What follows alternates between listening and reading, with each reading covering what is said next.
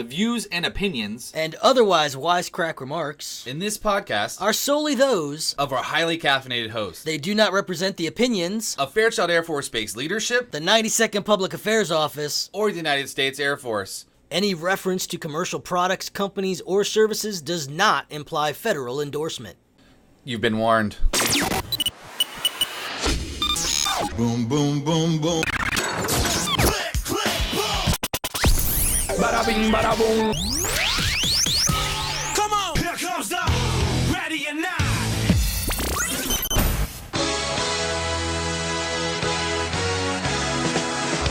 All right, welcome to the Halloween edition of The Boom. Halloween is here today, October 31st, like you didn't know the date of Halloween. But anyways, trick-or-treating happening tonight on base from 6 to 8 p.m. Watch out for the kiddies running around as they're getting their treats. And speaking of treats, our treat here today is we have our very first special guest ever on The Boom. I feel like I need to give her the keys to The Boom podcast. For sure. And this is Laura Papetti from Spokane CBS affiliate Creme 2. Welcome to The Boom. I'm the first special guest. You are the very first special guest. It's like winning an award. I take it. I can print you out something with crayon or marker. Mind. Get me a trophy, whatever. So, Treats to Troops. Yep. It's something we do every year here in Spokane. Give us a little rundown as to what it is. Okay. A few years ago, was having a conversation with someone in the public relations office here, public affairs office, and I said, hey, what do you do overseas for holiday gifts? And they said, well, it's really, we don't have a lot going on right now and nothing specifically organized. And I said, done. Boom. We'll take care of that. Hey, so, I liked how you worked that in there. I Boom. I'm working it as much as I can. But I knew if we asked people here in the Spokane community, they would want to give. We just needed to give them an opportunity. People bring it up to me all the time. What can we do? We want to make sure the men and women, especially those overseas right now, know that we're thinking of them during that time. And so that's what we did. And we had some great partners, that came on to help us pay for shipping, and we have Haskins Steel and Washington Trust that help us organize everything. And then this year we have the Red Cross coming in to help with logistics because it has gotten so big. So our number one mission is to make sure every member of Fairchild Air Force Base who is deployed overseas gets a package. And then we also try to make sure as many of the other branches are covered as well. So how long has this been going on? So this will be year 4. Okay. And every year tends to get bigger. And we're trying to grow it. We did Treats to Troops under the Big Top. We were able to get over 1,000 tickets for military family members to go to the circus this year. That was part of Treats to Troops. We'll send as many packages as we absolutely can. We have to have shipping for it. The cost covered there, so we'll continue to do that. The numbers can change based on, of course, who's deployed. Okay. So that kind of dictates how many packages go out, but we know a lot of people are deployed, and so we're going to make sure they get something. What has been probably one of the most memorable experiences for you while doing Treats to Troops? Well, the first year we started so late, we got the treats over there just in time. So the second year I said, I want to actually track the treats. I want to see where they're going. I want to show the viewers here in the Spokane community that yes, indeed, these items are going to men and women serving overseas. So we boarded a KC-135, went to Kyrgyzstan, and that was one of the greatest one of the greatest experiences I've ever had. Now, myself, I've actually had the experience of going last year with Treats to Troops over again to Kyrgyzstan, and it's phenomenal to see the men and women over there receive something from a total stranger. Literally brings tears to their eyes. I mean, it's just such a way that the community can impact Fairchild Air Force Base and service members. So how can the public get involved with Treats to Troops? Best thing you can do. Well, there are a couple of ways.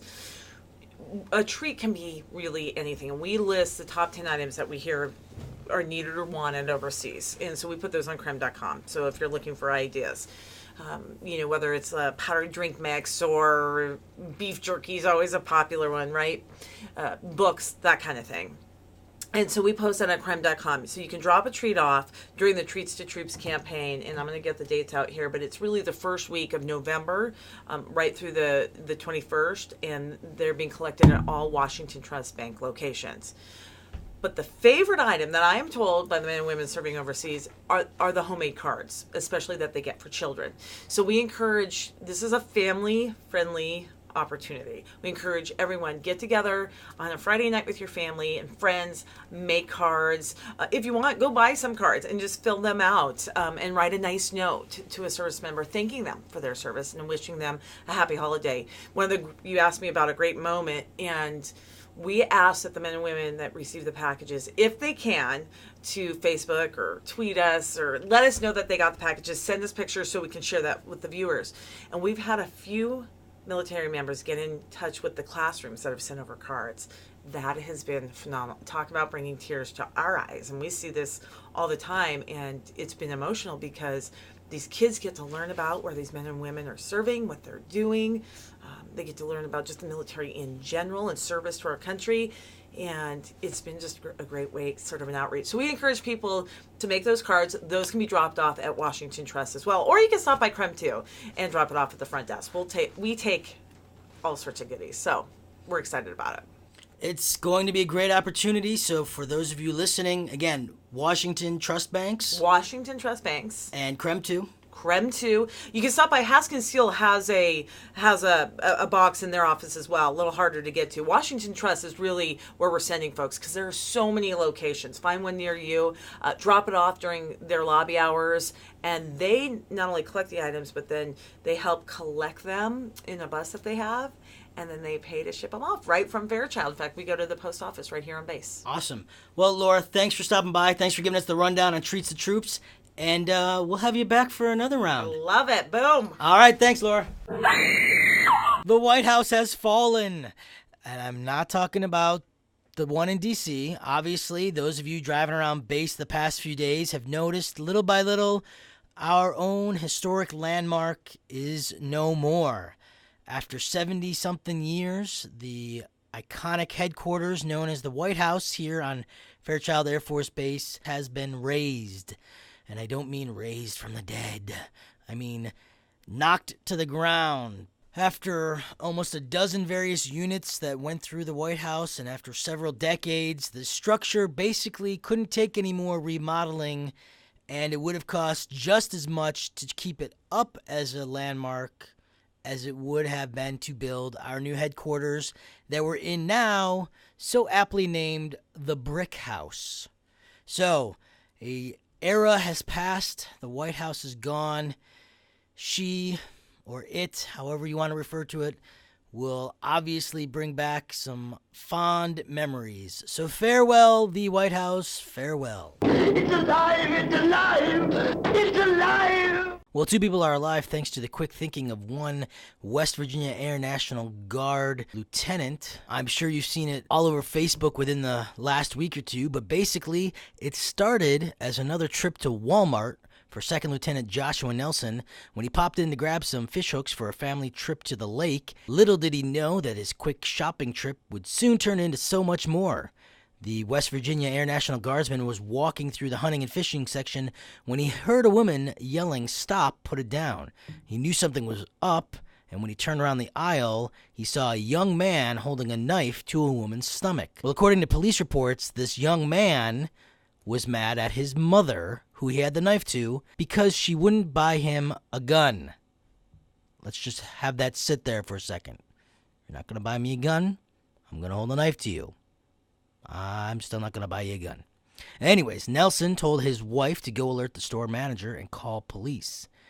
The lieutenant, who has a concealed weapons permit, stepped up beside the mother, and he put his hand on his pistol so that the young man would notice, and he stepped between the man and his mother. And he just kept asking for the young man to hand him the knife, and he let him know that there was only one way that this was going to play out. So then, according to the police report, the lieutenant went from trying to stop a murder to trying to stop a suicide when the young man then turned the knife on himself. Nelson made mention that it was his training in the Air National Guard and previous stint in the Marine Corps that helped him talk the young man down. By the time several Walmart employees joined him in his efforts, the young man handed Nelson the knife and turned around to leave, but they said, "Hey, you're just going to have to wait here for the police arrive," and believe it or not, he calmly did. Nelson says it was the most surreal 5 minutes of his life. He just relied on all the training that he had in the military. So see, all that resiliency training, all the suicide awareness and prevention training we do, someday it just may pay off and you'll save someone's life. Does everyone know what that just was, that scream? The Wilhelm scream. You'll find that in many a movie out there in Hollywood right now.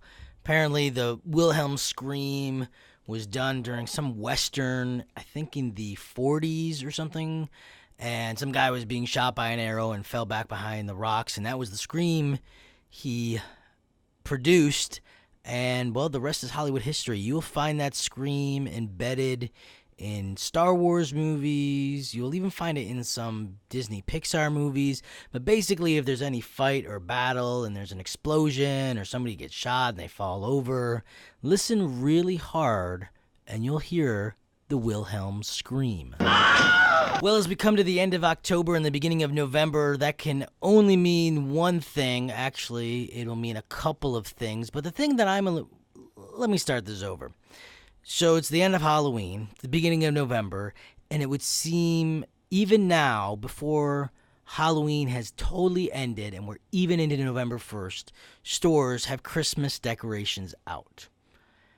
I love the holiday season. I love the Christmas songs, and I love the lights and the decorations. I love the nostalgic feeling it brings back of being a kid and just the carefree times around the holidays and coming together with family and having all kinds of holiday food and fun and festivities.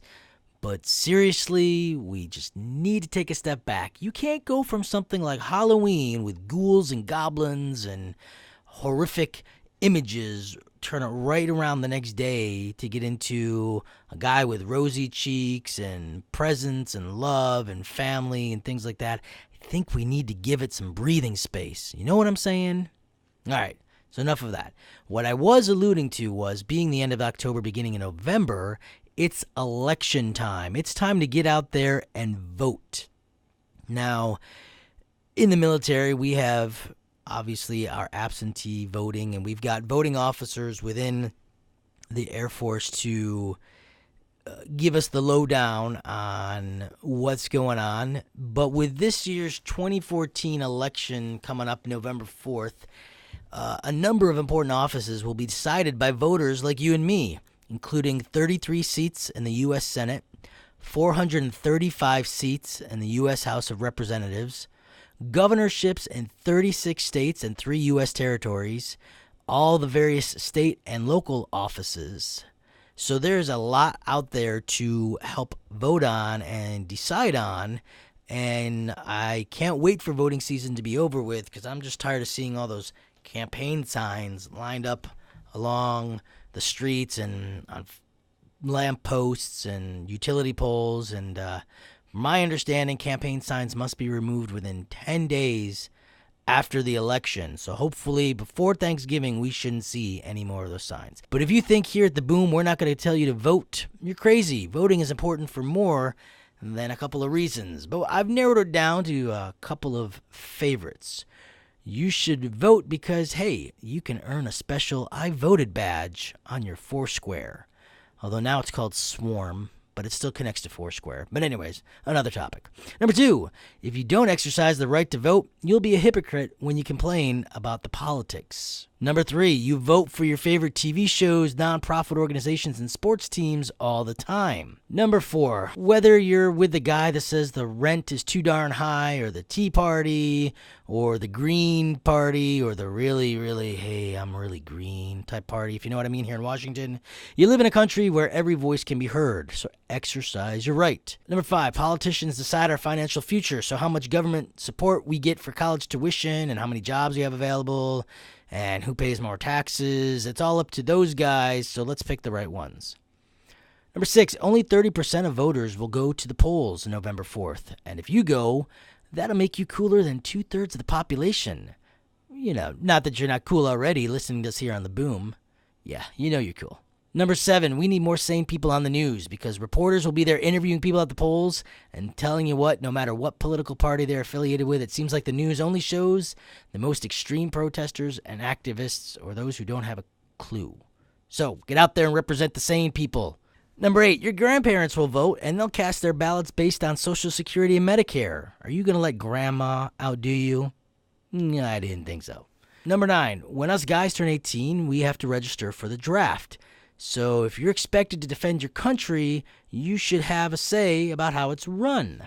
Number 10, you need to beat out the single-issue voters. Seriously, some people only vote based on who supports one issue or who looks better in a suit. You know, it's kind of like all the reality shows like The Voice or American Idol where you know those teenage girls are only voting for that person, not because they can sing, but because they look cute.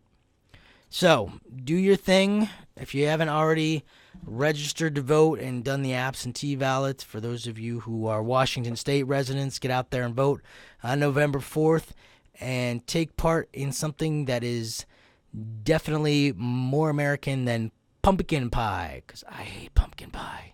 Ugh. Anyway, that does it for this Halloween edition of The Boom. As you can hear just underneath my voice, the Thriller soundtrack from Michael Jackson. Gotta get in the spirit of things.